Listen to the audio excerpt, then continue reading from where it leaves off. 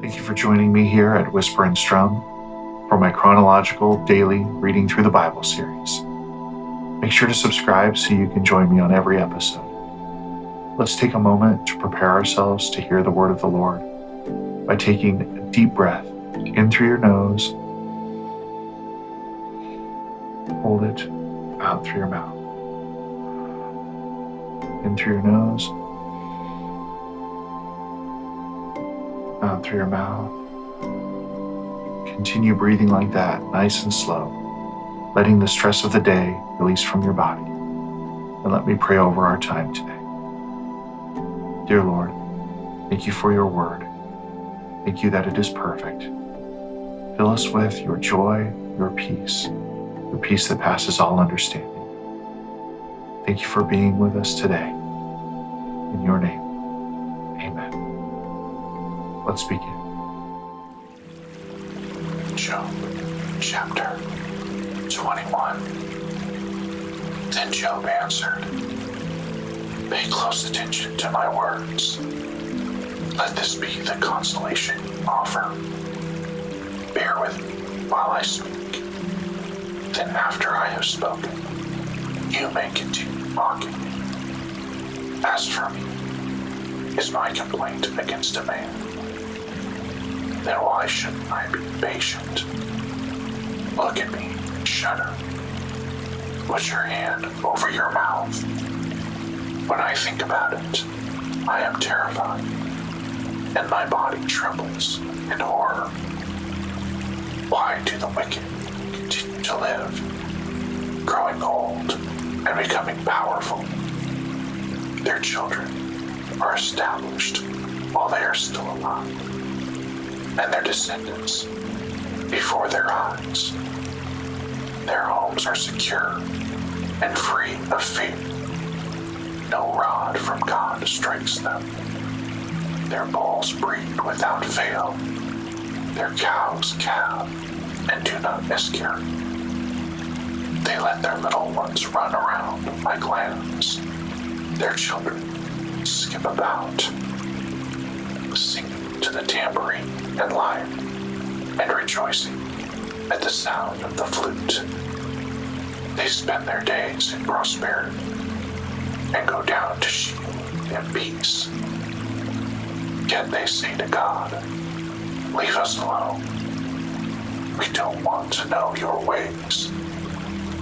Who is the Almighty that we should serve him? And what will we gain by pleading with him?" But their prosperity is not of their own doing. The counsel of the wicked is far from me. How often is the lamp of the wicked put out?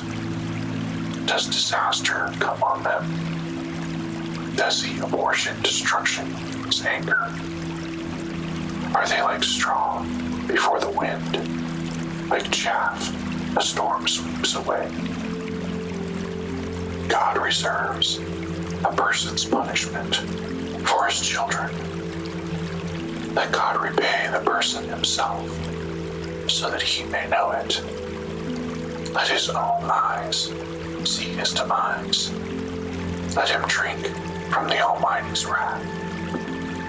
For what does he care about his family once he is dead, when the number of his moments has run out? Can anyone teach God knowledge, since he judges the exalted ones? One person dies in excellent health, completely secure and at ease. His body is well fed, and his bones are full of marrow. Yet another person dies with a bitter soul, having never tasted prosperity. But they both lie in the dust, and worms cover them. Look, I know your thoughts, the schemes you would wrong me with. For you say, "Where now is the nobleman's house? And where are the tents the wicked lived in? Have you never consulted those who travel the roads? don't you accept their reports? Indeed, the evil man is spared from the day of disaster, rescued from the day of wrath.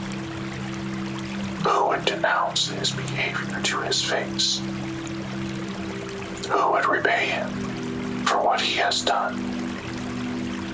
He is carried to the grave, and someone keeps watch over his tomb. The dirt on his grave is sweet to him. Everyone follows behind him, and those who go before him are without number.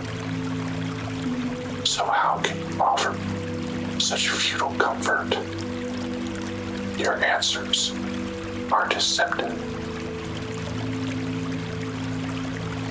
Job, chapter 22. Then Eliphaz the Temanite replied, Can a man be of any use to God? Can even a wise man be of use to him? Does it delight the Almighty if you are righteous? Does he profit if you perfect your behavior? Does he correct you and take you to court because of your piety? Isn't your wickedness abundant, and aren't your iniquities endless? For you took collateral from your brothers without cause, stripping off their clothes and leaving them naked. You gave no water to the thirsty, and withheld food from the famished, while the land belonged to a powerful man, and an influential man lived on it. You sent widows away empty-handed, and the strength of the fatherless was crushed. Therefore, snares surround you, and sudden dread terrifies you, or darkness, so you cannot see, and a flood of water covers you. Isn't God as high as the heavens? And look at the highest stars, how lofty they are.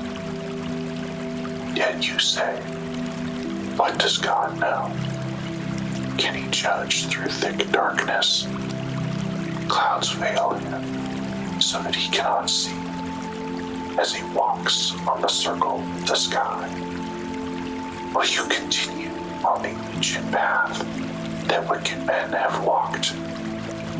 They were snatched away before their time, and their foundations were washed away by a river. They were the ones who said to God, Leave us alone. And what can the Almighty do to us? But it was he who filled their houses with good things. The counsel of the wicked is far from me. The righteous see this and rejoice. The innocent mock them, saying, Surely our opponents are destroyed, and fire has consumed what they left behind. Come to terms with God and be at peace. In this way, good will come to you.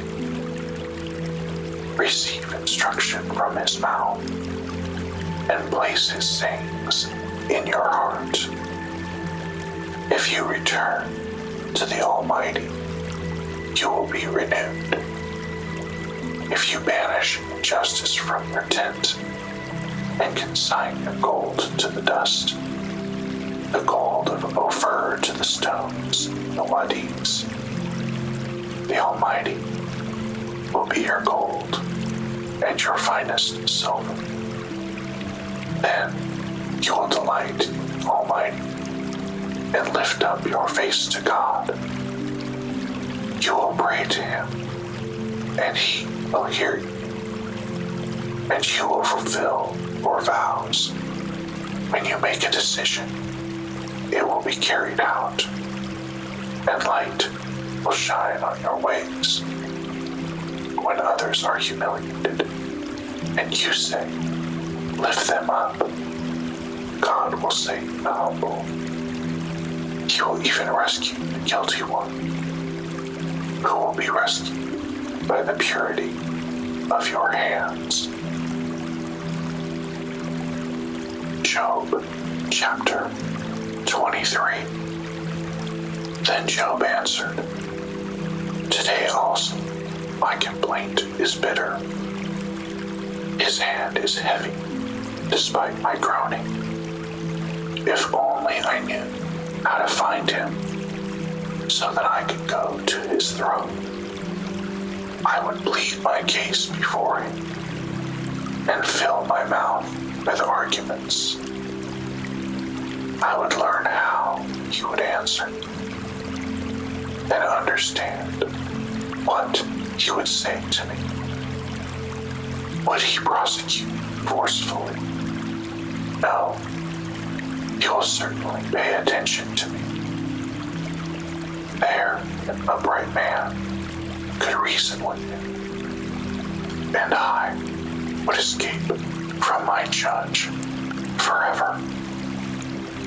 If I go east, he is not there, and if I go west, I cannot perceive him. When he is at work to the north, I cannot see him. When he turns south, I cannot find him. Yet he knows the way I have taken. When he has tested me, I will emerge as pure gold. My feet have followed in his tracks. I have kept to his way and not turned aside. I have not departed from the commands of his lips. I have treasured the words of his mouth more than my daily food. But he is unchangeable. Who can oppose him? He does what he desires. He will certainly accomplish what he has decreed for me. And he has many more things like these in mind. Therefore, I am terrified in his presence. When I consider this, I am afraid of him. God has made my heart faint. The Almighty has terrified me. Yet I am not destroyed by the darkness, by the thick darkness that covers my face.